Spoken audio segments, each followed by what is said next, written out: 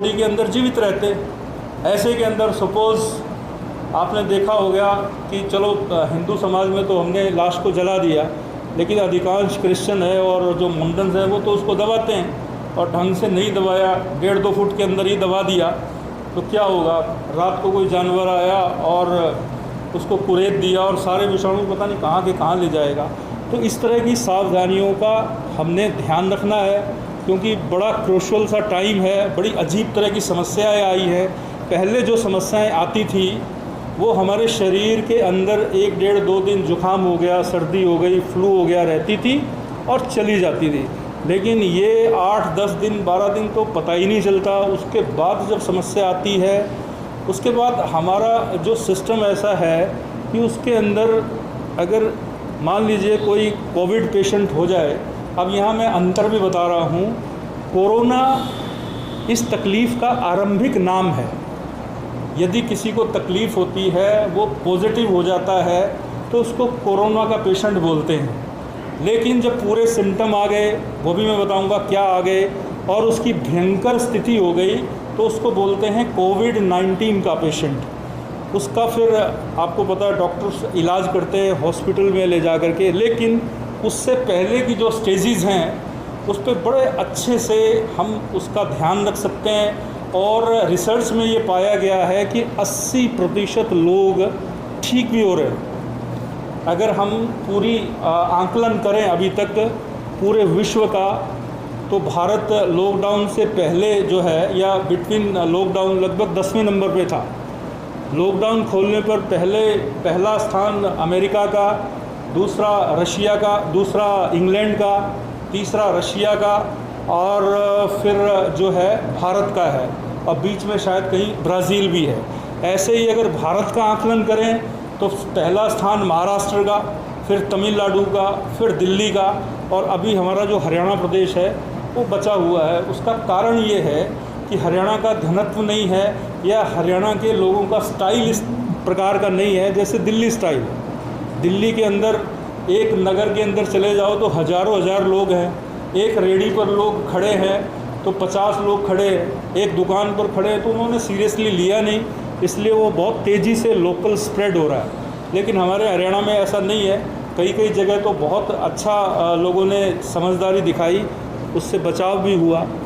तो अब इस कोरोना के लक्षण क्या है? मान लीजिए शुरुआत के जो लक्षण है, सबसे पहले बिल्कुल भी घबराना नहीं। अधिकांश जो समस्याएं आ रही हैं या कैजुअलिटीज़ जो हो रही हैं वो घबराहट के कारण ज़्यादा हो रही हैं। जैसे आपने सुना होगा कि जब सांप काटता है तो कई लोग तो घबराहट से ही मर जाते हैं कि सांप ने काट लिया, अब मर जाए, अब मेरी मृत्यु तो है ही है।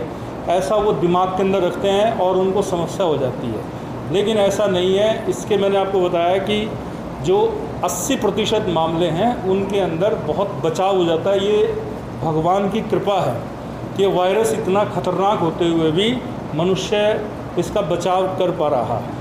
इसमें मुख्यतः 3 लक्षण हैं। पहला बुखार होना, दूसरा खांसी होना, और तीसरा सांस की दिक्कत होना। अगर आपको बुखार हो रहा है तो कोई ख़ास बात नहीं है, मौसम बदलता है, अभी तो बरसात शुरू होगी, सबके शरीर टूटते हैं, बुखार होता है, तो उसमें आप बुखार का अपना ध्यान रखें, उसमें फ़र्क पड़ेगा। खांसी हो रही है, खांसी का ध्यान करें, अभी इस पर भी चर्चा करेंगे कि इनको कैसे ठीक करें। तीसरा सांस की दिक्कत है। ये तीनों एकदम से आ गई और आप इसको कंट्रोल नहीं कर पा रहे हैं, तब हो सकता है समस्या हो। तो ऐसे में आप अपने डॉक्टर से, अपने परिवार से, सबसे डिस्कशन करें और तुरंत अपने शरीर का बचाव करें। सबसे पहला काम क्या करना है? लोगों से, अपने परिवार के लोगों से पहले अपने आप को अलग कर लें। और अगर मान लें आपको बुखार है तो बुखार का इलाज करें, खांसी है तो खांसी का इलाज करें, और अगर आपको वैसे ही घबराहट के अंदर सांस चढ़ रही है तो आप हिम्मत रख करके उसका भी ध्यान करें, ठीक हो जाएगा। तीनों समस्याएं एक साथ चल रही हैं और लंबे समय से चल रही हैं, मान लो 5, 7, 8 दिन हो गए, तब आप डॉक्टर से संपर्क करें। लेकिन ऐसा 80% मामलों में नहीं हो रहा। आपको केवल बुखार आ रहा है, बुखार के अंदर आज हम डिस्कशन करेंगे कि बुखार के अंदर कैसे मदद लें। बहुत सारी अच्छी चीज़ें हैं हमारे पास आयुर्वेद में, प्राकृतिक चिकित्सा में। खांसी हो रही है उसके बारे में, और सांस की दिक्कत है उसके बारे में, तो घबराने की आवश्यकता नहीं है। अब मान लीजिए बुखार आ गया और ये समस्या भी चल रही है, तो इससे बचने का मेन उपाय क्या है कि अपने आप को इस समस्या आए ना, में बुखार ही ना आए, हमारे शरीर के अंदर समस्या ना आए। तो उसके लिए छोटे छोटे टिप्स मैं आपको बता रहा हूँ, फिर रिपीट करूँगा, कई चीज़ें रिपीट होंगी तो उसको आपने सुनना है। सबसे पहला तो साफ़ सफाई का ध्यान करें। क्या अपने घर के अंदर आप या कोई और आप यदि मुझे सुन रहे हैं तो स्वयं आप ध्यान करें, घर के अंदर रोज़ साफ़ सफाई करें। क्या साफ़ सफाई करनी है? मेन दरवाज़ा जिस पर रोज़ 15-20 बार हो सकता है एक ही व्यक्ति के हाथ लगते हैं, उसको रोज़ साफ़ करना है। उसको साफ़ करने के लिए क्या करें? सिंपल डिटॉल आती है, 15-20 रुपए का पाउच आता है, तो 3-4 बूंद एक डिब्बी में डाल करके इस तरह से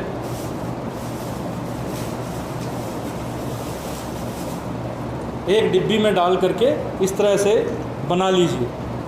इसके अंदर एक ऐसा केमिकल है, स्पेशली वो कोरोना के विषाणु को मारता है या और भी कोई विषाणु, बहुत अच्छा काम करता है। तो इसको आप स्प्रे की तरह से इस तरह से यूज़ कर सकते हैं। ये देखिए, तो इसको आप जो घर के हैंडल हैं, मेन जो दरवाज़ा है जिस पर सबके हाथ 50-100 बार लगते ही है, उसको ज़रा साफ़ कर लें, क्या चला जाएगा। अच्छी बात है साफ़ सफाई करना, बाहर का अंदर का।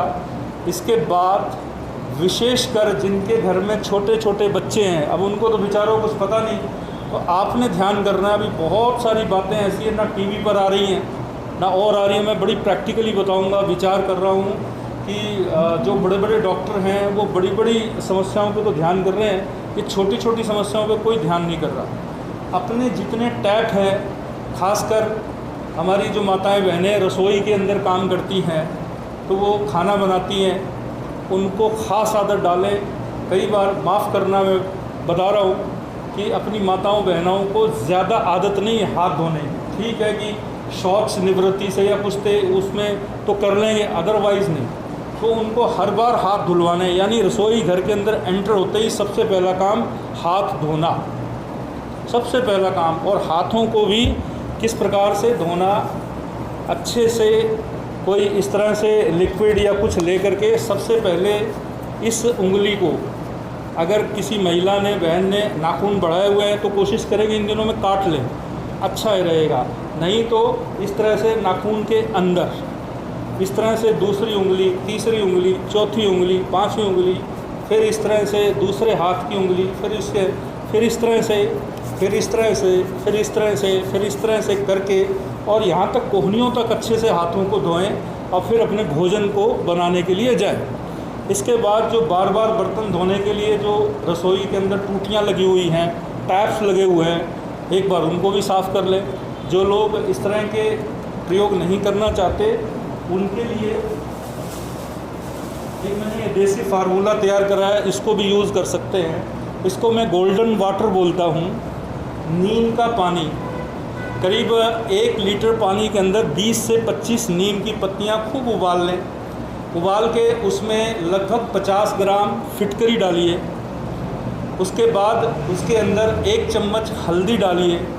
उसके बाद 1 चम्मच जो है ब्लीचिंग पाउडर डालिए आप, तो इस तरह का ये लिक्विड तैयार हो जाएगा और इसका प्रयोग करें। और ख़ासकर एक और लिक्विड है, ये बाजार का है, ये बड़ा इफ़ेक्टिव है लेकिन ये बड़ा ख़तरनाक भी है, क्योंकि इसके अंदर स्पिरिट है, इसके अंदर एथेनॉल है, जो एक तरह का पेट्रोल के अंदर डलता है। अभी कुछ घटनाएं हुई भी हैं, कुछ जो बेचारी बहनें हैं वो प्रयोग करना नहीं जानती, और मान लीजिए इसको इस तरह से लेके हाथ में और मल के अगर आप आग के पास चल गए तो एकदम से ये आग पकड़ लेगा।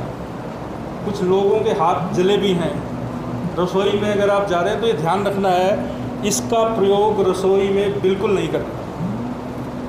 उसकी जगह इसका प्रयोग करें, और नहीं तो ये सादा जो मैंने बताया होममेड, ये भी प्रयोग करें, बहुत कारगर हैं। मेरे पास HA यूनिवर्सिटी से एक साइंटिस्ट आते थे, तो मैंने उनसे डिस्कशन करके अच्छे से प्रयोग किया, बोले बहुत बढ़िया है और नुकसान नहीं करता। खासकर जहाँ बच्चे फर्श पर खेलते हैं, बच्चे की आदत है वो ज़मीन पर चलता है और उसके घुटने और हाथ सारा दिन ज़मीन पर लगते हैं, तो वहाँ पर इसका 2-3 ढक्कन एक बाल्टी के अंदर डाल करके अच्छे से पोछा लगाया जाए। इसका नहीं लगाते तो इस तरह का आप स्प्रे ले लीजिए, ये आपके इस मार्केट से मैं ले गया हूँ ख़रीद के। इसके अंदर 2 लीटर पानी यहाँ तक भरें और इसके अंदर ब्लीचिंग पाउडर भर लें और इस तरह से भर करके पूरा वैक्यूम बन जाएगा, प्रेशर बन जाएगा।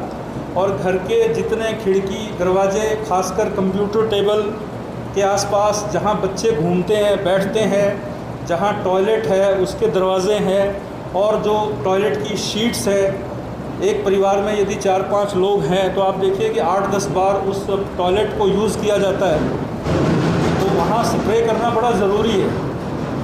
तो ऐसे में करें, अच्छा है। वैसे भी और बहुत सारे विषाणु मरेंगे, जितनी साफ़ सफाई कर सकें। मैं समझता हूँ कि इस कोरोना काल के अंदर कुछ समस्याएं ऐसी है, लगभग 50 से 75% जो बीमारियां हैं, जो सर्दी, जुकाम, खांसी, फ्लू या डायरिया या इस प्रकार की आती थी, उसका मुख्य कारण था साफ़ सफाई ना रखना या अपने हाथों को हाइजीन ना करना। तो उसके कारण से लोग बहुत बीमार होते थे और वो कहीं दिखता नहीं था। तो उसके लिए फिर डॉक्टर्स के पास जाओ आप, डॉक्टर फिर एंटीबायोटिक देंगे उन विषाणुओं को मारने के लिए, उस इन्फेक्शन को कम करने के लिए। इवन मैं तो ये कहता हूँ कि अगर आप हाथों को अच्छे से साफ़ नहीं करते तो बहुत सारे लोगों को पेट में गैस बनना, पेट में दर्द रहना और बहुत सारी प्रॉब्लम पेट में इसके कारण आती थी। तो अगर आप साफ़ सफाई का ध्यान करेंगे तो उसके अंदर भी बहुत कमी आएगी, और आ रही है। मैंने ये देखा कि अब जो डॉक्टर्स के पास जो लोग जा रहे हैं, ये छोटी छोटी बीमारियों के लिए नहीं जा रहे, क्योंकि उन्होंने अनजाने के अंदर इन सब चीज़ों का ध्यान रखना शुरू कर दिया घर के अंदर। तो ऐसे में लगभग 50% लोग स्वस्थ हैं, जो रोज़ थोड़ी थोड़ी समस्याओं के लिए डॉक्टर के पास जाते थे कि जी सर्दी हो गई, जुकाम हो गया, खांसी हो गई, बच्चों की थोड़ी फुंसी हो गया। आपने अब नहीं सुना होगा कि कोई डॉक्टर के पास जाता है।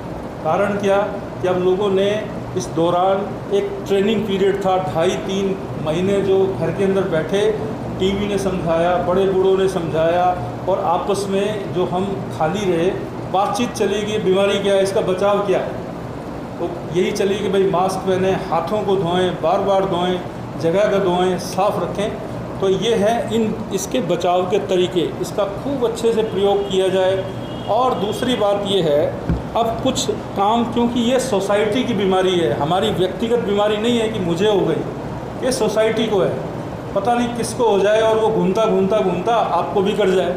तो ऐसे में इस सोसाइटी को भी बीमार होने से बचाना है, उसके लिए कुछ यत्न हमें इस तरह से भी करने होंगे। अब मैं परसों की बात बताता हूँ, क्योंकि हमारा समाज के अंदर कुछ परिस्थितियाँ बड़ी अजीब सी बनी हुई हैं। मैं जहाँ से टमाटर ख़रीद रहा था, वहाँ पर एक सज्जन खड़े, आप विश्वास नहीं करेंगे कि उन्होंने 250 ग्राम टमाटर ख़रीदने थे, और टमाटर शायद आपको पता हो कि 10 रुपये किलो मिल रहे हैं। वो बेचारा गरीब रेडी वाला जो है वो 10 रुपये किलो टमाटर बेच रहा है। तो उस बुज़ुर्ग ने उस रेडी पर कोई मास्क नहीं लगाया हुआ, कुछ नहीं, उस रेडी पर खड़े होकर के पहले तो 10 मिनट उससे बहस करी कि 8 लगा ले, 7 लगा दे, गले हुए हैं, ये बहुत अच्छे टमाटर थे, बढ़िया थे। और जब वो नहीं माना, तब उन्होंने उसके जो 20-25 किलो टमाटर पड़े हुए थे उसमें सब में हाथ मारा और बोल रहे हैं, हाथ मार रहे हैं, और उसके बाद में 250 ग्राम टमाटर ले लिए। अब आप बताओ, वो 10 रुपये किलो में 250 ग्राम टमाटर लेके गए, और उस बेचारे के 20-25 किलो जो टमाटर थे सब में हाथ मार दिया। मान लो उनको कोई समस्या हो तो सारी तो वो टमाटरों में गई, और जितने टमाटर लेने वाले हैं सबको गई। तो ये बड़ी प्रैक्टिकल प्रॉब्लम है। तो ऐसे के अंदर उस बुज़ुर्ग को मैंने समझाया, मैंने कहा बाबू जी आप क्या कर रहे हो, 10 रुपये बेचारा गरीब आदमी 10 रुपये किलो टमाटर दे रहा है, उसमें भी आप बहस कर रहे हो। मैंने कहा मेरे से ले लो पैसे, मैं लेके देता हूँ आपको, और आप उसके टमाटर हाथ से दबा दबा के देख रहे हो आपने 4 टमाटर लेने, 250 ग्राम में 4 टमाटर है, उसके 25 किलो टमाटरों को दबा दबा के देख रहे हो, और बढ़िया टमाटर, आजकल तो इतना बढ़िया पूरे सीज़न का टमाटर है, उसके बाद आपने कोई मास्क नहीं पहन रखा और आप कंटिन्यू बोले जा रहे हो, तो सबसे ख़तरनाक काम क्या है कि मास्क ना पहन के आप पूरा मुंह खोल करके और आप ज़ोर ज़ोर से बोल रहे हो, आप समझोगे आपने सत्यानाश कर दिया। अगर 2-4 विषाणु भी चले गए, स्प्रेड हो गए, तो वो आगे ब्लास्ट करेंगे, और वही हो रहा है। आप देख लो महाराष्ट्र के अंदर, तमिलनाडु के अंदर, दिल्ली के अंदर, जहाँ लोग का जो घनत्व ज़्यादा है, वहाँ पर यही समस्या आ रही है। इसलिए तो इन चीज़ों का ध्यान रखना है। ऐसे में जो बुज़ुर्ग मिले या ना समझ लोग हैं, ऐसे में मैं एक दिन पटेल नगर में अरहर की दाल लेने गया, तो वहाँ एक बुज़ुर्ग महिला, उसको बेचारी को पता ही नहीं, वो पता नहीं कौन, हाँ ये जो क्या बोलते हैं काड़सी का, हिंदी में क्या बोलते हैं काड़सी को, अभी जो है 11, वो 11 वाले दिन उन्होंने प्रसाद ले रखा और कोई मास्क नहीं, कुछ नहीं, वो प्रसाद सबको बांट रही है। तो मैंने कहा बहन जी आप क्या कर रहे हो, आप प्रसाद बांटना तो आपको, मैंने कहा जेल हो जाएगी, पर आपको कोई मास्क नहीं, कुछ नहीं, और छोटे छोटे बच्चों को दे रही है और बच्चे ले गए और अपना फाँक रहे। अब मान लो खुदा ना खास्ता अगर वो पॉजिटिव है तो सबको समस्या हो जाएगी। तो ये सोसाइटी की एक प्रॉब्लम है, आपको लड़ना पड़ेगा, समझाना पड़ेगा सबको कि आपको इस तरह से नहीं करना है, उसकी वजह से पता नहीं किसको समस्या आ जाए, और छोटे छोटे बच्चों को तो आप मुफ्त के अंदर बीमारी पाल रहे हो। तो इन चीज़ों का भी ध्यान रखना है, इनका जिक्र अभी कहीं नहीं हो रहा। दूसरा